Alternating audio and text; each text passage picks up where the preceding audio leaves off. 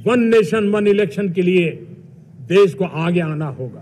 कभी मत करने देना one nation one election. One nation one election के AIMIM पार्टीज के खिलाफ थी, है और रहेगी। वन नेशन वन इलेक्शन और वन डोनेशन ये प्रैक्टिकल नहीं है और ये चलने वाला नहीं है।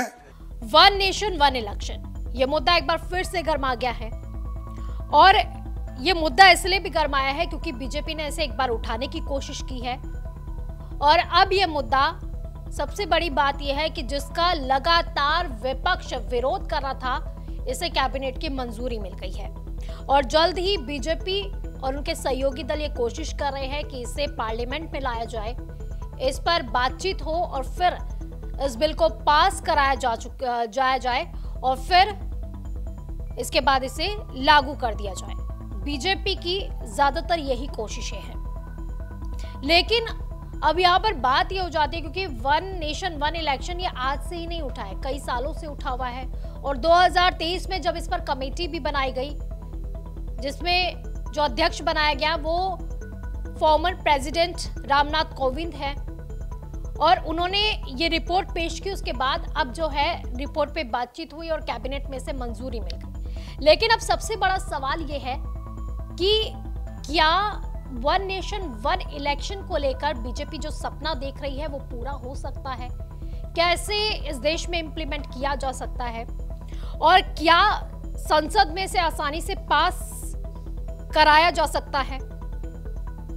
और वहीं पर सबसे बड़ी ये बात है क्योंकि लॉजिक्स कई ज्यादा दिए गए हैं इसमें, उस पर भी हम बात करेंगे, लेकिन सबसे ज्यादा क्योंकि आप सुनते भी आ रहे होंगे कि विपक्षियों ने इसको लेकर कई बार विरोध भी किया और आज भी विरोध कर रहे हैं, तो सवाल ये भी है कि क्या इसके आने के बाद जो है जो रीजनल पार्टियां हैं उनका अस्तित्व खतरे में आ जाएगा? क्या वो खत्म हो जाएगी? ये भी एक बहुत बड़ा सवाल है। इसके अलावा आप पर और हम पर, जो हम वोटर्स हैं, उन पर क्या कुछ प्रभाव पड़ने वाला है?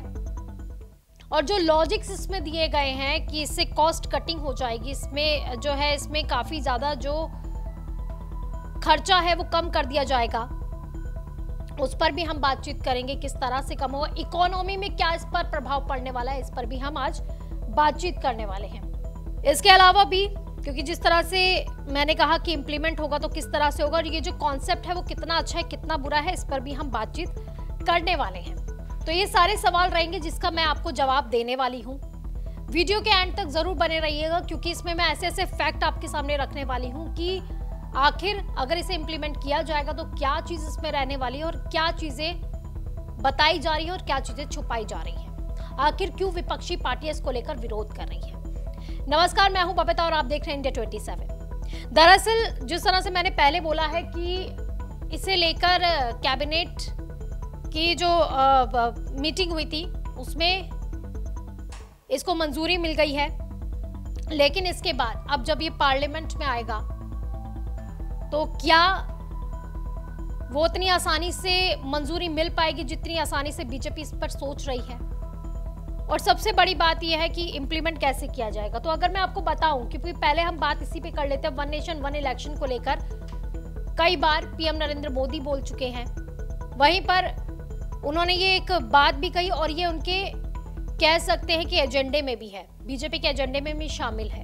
और इसमें अभी तक किन किन लोगों ने, किन किन दलों ने इसका सपोर्ट किया है, पहले मैं आपको वो भी बता देती हूँ कि आखिर कौन कौन से जो दल है इसमें सपोर्ट कर चुके हैं और कौन से दल है जो इसका विरोध भी कर चुके हैं। तो बीजेपी इसके सपोर्ट में है, टीडीपी सपोर्ट में है, इसके अलावा बीएसपी इसके सपोर्ट में है और जेडीयू इसके सपोर्ट में है। तो कई ऐसी पार्टियां जो इसके सपोर्ट में भी है, लेकिन जो विरोध में है उसमें से समाजवादी पार्टी, खुद कांग्रेस, आम आदमी पार्टी, ये सारे जो है, ये मान लीजिए कि पूरा इंडिया गठबंधन ही इसके सपोर्ट में नहीं है, क्योंकि उनका मानना है कि इसके बाद जो है स्थानीय जो पार्टियां होंगी वो खत्म कर दी जाएगी। दरअसल इसमें एक बड़ा लॉजिक ये दिया गया है क्योंकि सरकार ये बताने की कोशिश कर रही है कि इसके जरिए जो है हम लोग, खर्चा कम हो जाएगा इससे। एक साथ ही हम लोग अगर चुनाव करवाते हैं तो इसमें जो सोर्सेज होंगे, रिसोर्सेज होंगे वो कम लगेंगे, वो एक साथ ही लग जाएंगे। और वन नेशन वन इलेक्शन को लेकर जो बातें बताई गई हैं और ये कहा गया है कि जिस तरह से नोटबंदी के समय पे जो काला धन था उस पर लगाम लगाई गई थी, उसी तरह से जो है जो वन नेशन वन इलेक्शन है इसमें फिजूल खर्ची कम हो जाएगी, इसमें रिसोर्सेज ज्यादा यूज नहीं होंगे, एक साथ ही रिसोर्सेज यूज हो जाएंगे। और सबसे ज्यादा जो बड़ा लॉजिक ही यही दिया गया है कि इससे जीडीपी भी बढ़ेगी और इकोनॉमी में भी इसका प्रभाव देखने को मिलेगा। ये बात सरकार की तरफ से कही जा रही है। इसके अलावा जो है पहले आपको ये भी बता देते हैं चीजें कि आखिर जो इसमें जो लॉजिक और भी दिए जा रहे हैं कि वन नेशन वन इलेक्शन जो ये है इसमें अभी तक खर्चा कितना आ रहा है वो भी मैं आपको बताने वाली हूँ। इसमें ये भी कहा जा रहा है कि अगर देश में वन नेशन वन इलेक्शन अगर होते हैं तो ये खर्चा जो है इसमें कम से कम किया जाएगा। हालांकि अगर इस पे लॉजिक देखा जाए तो ये बिल्कुल लॉजिक के विपरीत जा रहा है चीजें। लॉजिक के विपरीत इसलिए भी है क्योंकि अगर देखा जाए इसमें जो रिसोर्सेज लगते हैं, चाहे वो सरकारी कर्मचारी हो गए, पैरामिलिट्री फोर्सेस हो गई, इसमें ज्यादा से ज्यादा लगते हैं, ईवीएम हो गए, ये सारी चीजें ज्यादा से ज्यादा लगती हैं। और इसके लिए अब अगर एक साथ ही ये चुनाव होते हैं तो फिर इसमें जो है ज्यादा इनकी जरूरत भी पड़ेगी और खर्चा भी उतना ज्यादा आएगा। हालांकि ये कहा जा रहा है कि इसके बाद इस पर लगाम लगा दी जाएगी और ये कुछ टाइम तक ही रहने वाला है। तो यानी चुनौतियां क्या है, तो इसमें एक तो ये है, इन्होंने ये कहा है कि मैन पावर कम लगेगा। इसके बाद जो एक साथ खर्चा होगा वो उसके बाद जो है वो कम खर्चा होने लग जाएगा और लाखों की संख्या में ईवीएम और चुनौतियां भी अब मैं आपको बता रही हूँ। ईवीएम और पेपर जो ट्रेलर मशीनें हैं वो अलग से खरीदनी भी होंगी और स्टोरेज के लिए जगह भी बनानी होगी। इसमें हजारों करोड़ का अतिरिक्त खर्चा भी बढ़ेगा, पोलिंग बूथ की संख्या भी बढ़ जाएगी। अमूमन ईवीएम जो है वो 15 साल तक ही चलती है। एक चुनाव कराने पर इनका इस्तेमाल 3 या 4 बार ही हो सकेगा, उसके बाद फिर नई मशीनें भी खरीदनी होंगी। हालांकि लॉ कमीशन ने एक रिपोर्ट में कहा था कि एक्स्ट्रा खर्च भी धीरे धीरे कम हो जाएगा, लेकिन ये नहीं बताया गया कि कितनी जल्दी वो जो खर्च है उस पर लगाम लग जाएगी। वहीं पर आपको एक रिपोर्ट भी बता रही हूँ, ये रिपोर्ट आपकी स्क्रीन पर है, हाल ही फिलहाल का खर्चा बता रही हूँ। इस रिपोर्ट इस डेटा के हिसाब से कहा गया है कि 4000 करोड़ से भी ज्यादा अभी खर्च किए जा रहे हैं चुनाव आयोग की तरफ से। ये डेटा मैं आपके सामने रख रही हूँ। इसमें यह कहा गया कि 4000 करोड़ से भी ज्यादा अभी का खर्चा हो रहा है जो चुनाव आयोग की तरफ से किया जाता है। अभी मैंने इसमें ये नहीं बताया है कि जो नेता लोग अलग से खर्चा करते हैं, जिसमें अपने एडवर्टीजमेंट से लेकर अपने पोस्टर लगाने से लेकर जो ये चुनावी रैलियां होती है उसमें जो खर्चा आता है, अब मैं आपको वो बताती हूँ। ये 4000 करोड़ जो मैंने आपके सामने डेटा रखा है वो सिर्फ और सिर्फ चुनाव आयोग जो खर्च करती है उसका है। इससे भी कई गुना ज्यादा जो है खर्चा वो पॉलिटिकल पार्टियों द्वारा किया जाता है।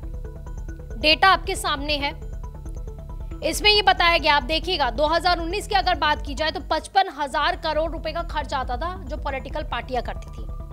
लेकिन अब आपकी स्क्रीन पर है, देखिएगा अब जो 2024 में खर्चा आ रहा है वो आ रहा है 1,35,000 करोड़ का जो खर्च है वो पॉलिटिकल पार्टियों द्वारा किया जाता है। यानी कितना ज्यादा खर्चा पॉलिटिकल पार्टीज सिर्फ चुनावों में कर देती है, 1,35,000 करोड़, काफी ज्यादा है। इतना ज्यादा खर्चा जो है पॉलिटिकल पार्टीज करती है। इसलिए अब बीजेपी ये कह रही है कि इस खर्चे को कम करने के लिए भी एक साथ चुनाव होने चाहिए।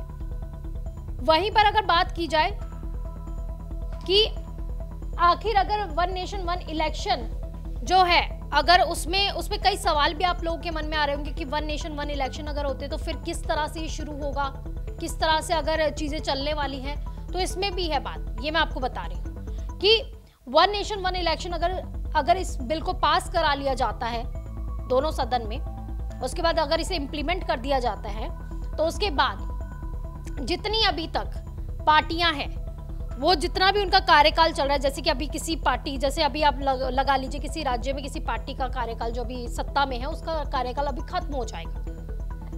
लेकिन फिर क्या होगा, उसे ज्यादा एक्सटेंड करते हुए उसका कार्यकाल और ज्यादा बढ़ाते हुए 2029 तक उसे कर दिया जाएगा, क्योंकि जो टारगेट लेके चल रही है सरकार वो यही है कि 2029 तक एक साथ चुनाव कराए जाए, जो अभी सरकार का टारगेट है।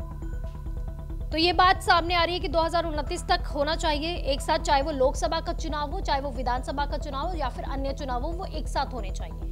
इसमें भी मैं आपको बताऊंगी कि कैसे कैसे वो चुनाव कराने की बात कर रही है सरकार। पहले इस पे बात कर लेते हैं। तो जैसे कि अगर किसी का कार्यकाल जल्दी खत्म होने वाला है और चुनाव होने वाले हैं, जैसे बिहार में ही मान लीजिए, यूपी में, बिहार में, ये मान लीजिए आप, तो उसमें क्या होगा, जो सत्ता में अभी है पार्टी, उसमें क्या किया जाएगा, जैसे उनका कार्यकाल खत्म होने वाला होगा उसे और ज्यादा बढ़ा दिया जाएगा और वो 2029 में एक साथ चुनाव कराए जाएंगे। और अगर ऐसा होता है तो एक साथ चुनाव कराने के लिए भी जो कोविंद रिपोर्ट है, आपको बता देते हैं 2023 सितंबर 2023 में ये समिति बनाई गई थी, इसका गठन किया गया था। इसमें कहा गया था कि लोगों से भी सुझाव लिए जाए, विपक्षियों से भी सुझाव, सभी से सुझाव लेकर ये एक रिपोर्ट तैयार की जाए और इसके through one nation one election को आसान बनाया जाए कि किस तरह से हम इसे आसान बना सकते हैं और लागू कर सकते हैं। और जब ये रिपोर्ट पेश की गई, उसमें कोविंद रिपोर्ट इसे कहा जाता है, उसमें क्या क्या खामियां थी, क्या क्या बातें कही गई, वो मैं आपको बताऊंगी कि आखिर इसमें क्या लॉजिक भी दिए गए। कोविंद कमेटी की तरफ से कहा गया कि जो फर्स्ट फेज है उसमें लोकसभा और जो विधानसभा चुनाव है, जो स्टेट असेंबली के चुनाव होते हैं, वो एक साथ होने चाहिए, क्योंकि हम भी जानते हैं कि देश जो है आधे से ज्यादा चुनावों से घिरा रहता है। हर साल यहाँ पर चुनाव होते रहते हैं, कोई ना कोई चुनाव आ जाते हैं, हर कुछ सालों में चुनाव होते हैं, जिसपे खर्चा भी बहुत ज्यादा आता है, जो अपने में एक बड़ी चिंता की बात भी है, क्योंकि आधे ज्यादा खर्चा ही इसमें लगता है देश का। तो बाकी चीजों के लिए समय नहीं बचता कि किस तरह से हम अपनी इकोनॉमी को बढ़ा सकते हैं। जिस तरह से अभी हमारा जीडीपी रेट आया है, उसने एक अलग चिंता बढ़ा दी है। तो वो सारी चीजों को देखते हुए अब बीजेपी की तरफ से ज्यादा कोशिश है ये कि वन नेशन वन इलेक्शन को लागू किया जाए। लेकिन इसमें जो कोविंद कमेटी जो रिकमेंडेशन है वो क्या क्या है, वो मैं आपको बता रही हूँ। तो फर्स्ट फेज में उन्होंने कहा कि लोकसभा और विधानसभा का चुनाव एक साथ होना चाहिए। फिर उन्होंने कहा कि जब लोकसभा और विधानसभा का जब ये स्टेट असेंबली एक साथ हो जाएंगी, उसके 100 दिन बाद जो अन्य चुनाव होते हैं, चाहे वो म्युनिसिपल चुनाव हो, चाहे वो पंचायत के चुनाव हो, तो ये सारे चुनाव जो छोटे छोटे चुनाव होते हैं वो हम 100 दिन बाद करवाएं। और इससे क्या होगा कि सारे के सारे जो चुनाव हैं वो एक साथ होने लग जाएंगे, ये बात कही गई।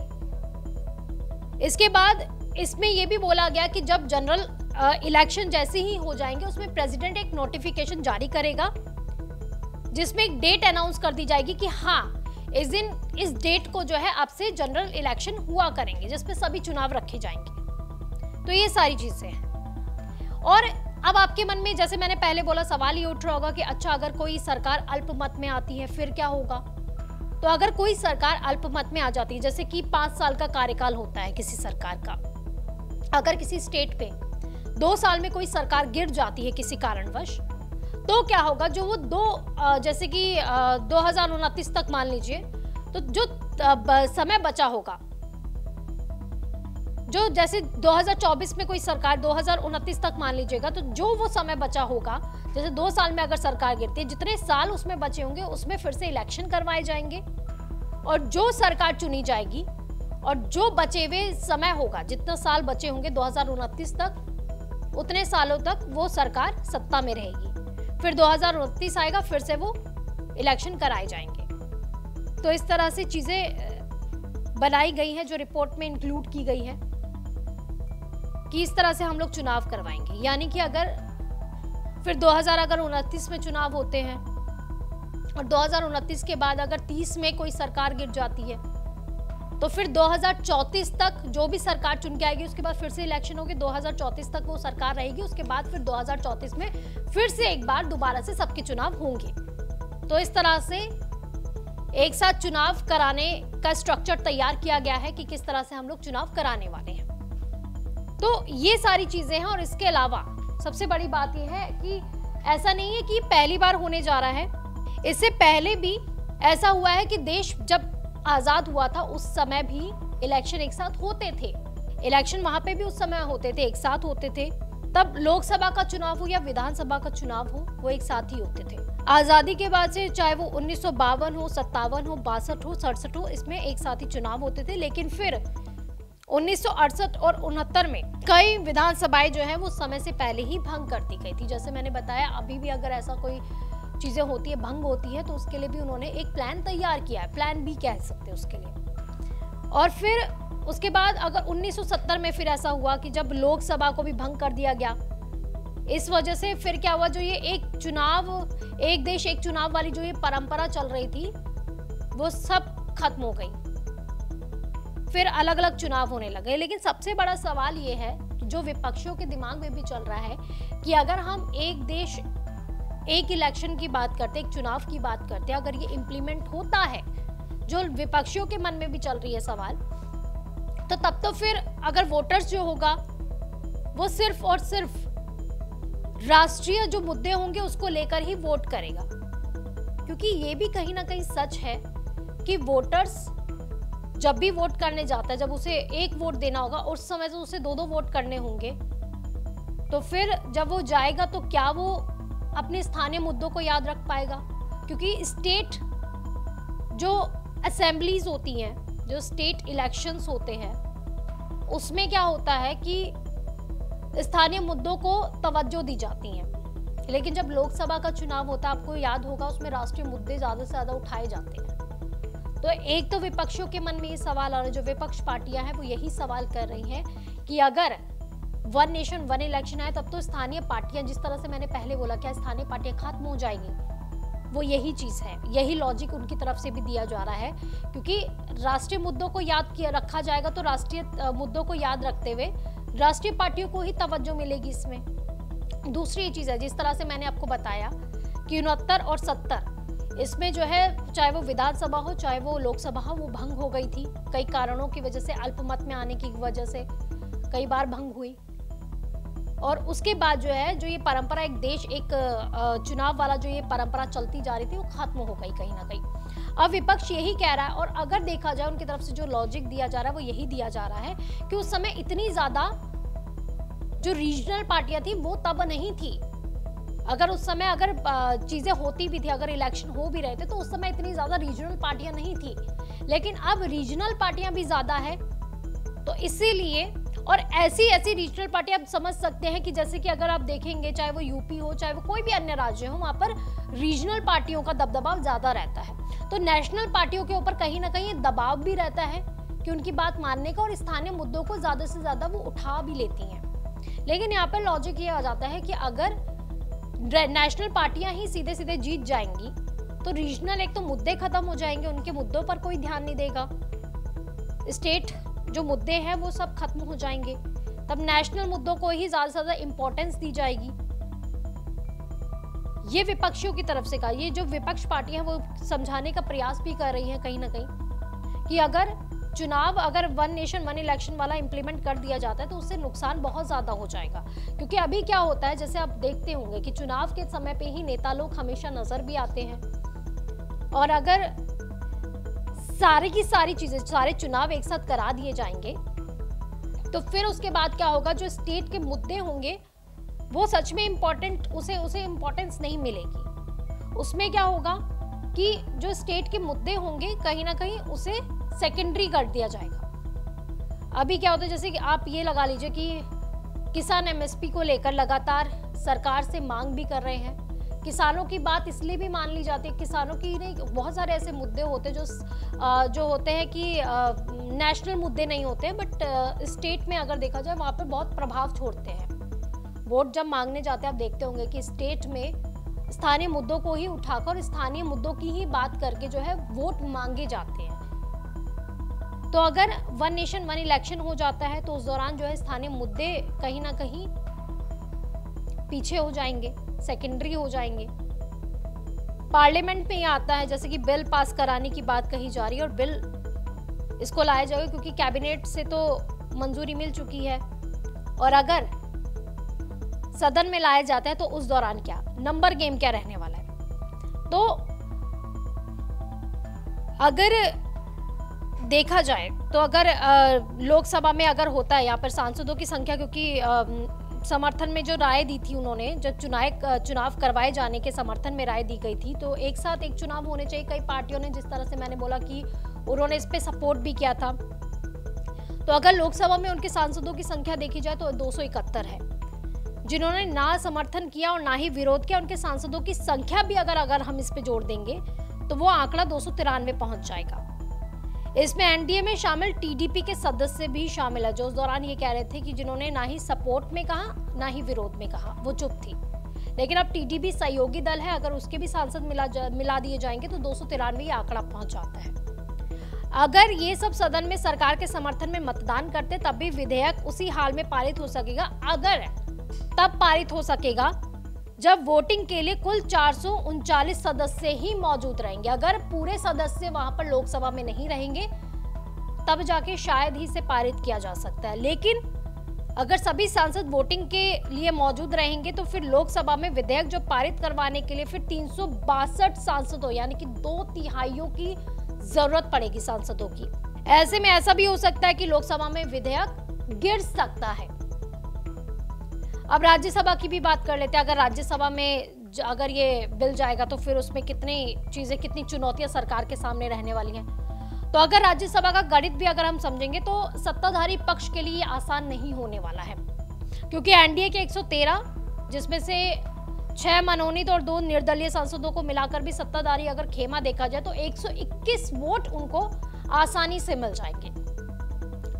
लेकिन 2/3 समर्थन के लिए उन्हें 154 वोट की जरूरत होगी, यानी 33 वोट का इंतजाम और करना होगा। और अगर देखा जाए तो विपक्ष पार्टियां लगातार, क्योंकि इंडिया गठबंधन जो है मिलकर इसका विरोध कर रही है, तो कहीं ना कहीं सत्ताधारी जो पक्ष है, जो हमारी सरकार है, जो बीजेपी सरकार है, उसके लिए, जो एनडीए सरकार है, तो उसके लिए थोड़ा सा दिक्कतें आने वाली हैं। तो इतना आसान नहीं होगा। हो सकता है कि इस पर बाद में बातचीत हो सकती है दोबारा से, लेकिन सरकार के लिए इतना आसान नहीं रहने वाला, जो मैंने आपको भी गणित समझाया है। इसके अलावा भी जिस तरह से मैंने बताया कि खर्चा इतना ज्यादा होता है, और अगर पैरामिलिट्री फोर्सेस अगर वन नेशन वन इलेक्शन को अगर इम्प्लीमेंट कर दिया जाता है तो उसमें जो रिसोर्सेज लगेंगे काफी ज्यादा लगने वाले हैं, जिसका खर्चा भी काफी ज्यादा आएगा। हालांकि बाद में ये हो सकता है कि जब थोड़ा स्थिर हो जाए चीजें, स्थिति जब नॉर्मल हो जाएंगी और जब चीजें स्थिर हो जाएंगी, उसके बाद जो है इस पे खर्चा कम आए। लेकिन अभी स्टार्टिंग के समय में खर्चा काफी ज्यादा आने वाला है, इसीलिए भी विपक्षी पार्टी इसका भी एक लॉजिक दे रही है कि इसे हमें इंप्लीमेंट नहीं करना चाहिए। तो ये सारे लॉजिक है जिसको लेकर अभी भी कहा जा रहा है कि one nation one election implement नहीं होना चाहिए, लेकिन सरकार पूरी तरह से कोशिश कर रही है कि इसे इंप्लीमेंट किया जा सके। आपका क्या कुछ कहना है इस बारे में जरूर कमेंट कीजिएगा कि क्या one nation one election implement होना चाहिए, और क्या कुछ आपको इसमें खामियां नजर आ रही हैं वो भी जरूर कमेंट करके बताएं। क्या कुछ आपको कमियां इसमें नजर आ रही हैं? क्या आपको भी लगता है कि अगर वन नेशन वन इलेक्शन अगर लागू होता है तो इससे नेशनल पार्टीज जो है उनको ही फायदा होगा, जो रीजनल पार्टी है वो कहीं ना कहीं खत्म हो जाएगी? इस पर जरूर कमेंट करें, और हाँ, हमारे चैनल को सब्सक्राइब करना भी ना भूलें। नमस्कार।